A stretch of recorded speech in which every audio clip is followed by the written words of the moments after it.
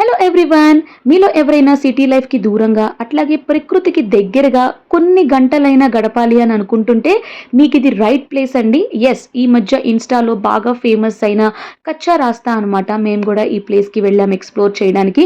ఇక్కడ మనకి అడుగు పెట్టంగానే చుట్టూరా పచ్చదనంతో కప్పేసి ఉంటుంది.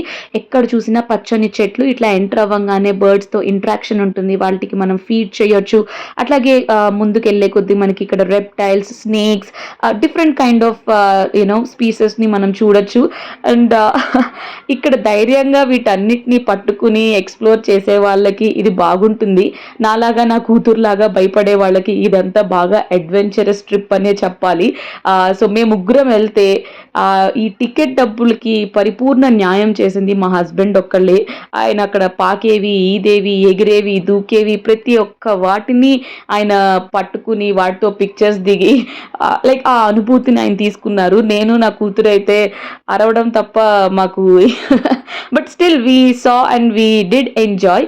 అండ్ దెన్ ఇక్కడ చూస్తే మనకి డిఫరెంట్ స్పీషీస్ ఆఫ్ ఫిషెస్ కూడా కనిపిస్తూ ఉంటాయి మనకి. Overall it's a nice place. మీరు ఈ వీకెండ్ కనుక ఎక్కడికైనా వెళ్ళాలనుకుంటే డెఫినెట్లీ ఈ ప్లేస్ చెక్అవుట్ చేయండి. See you in my next video. Take care. Bye.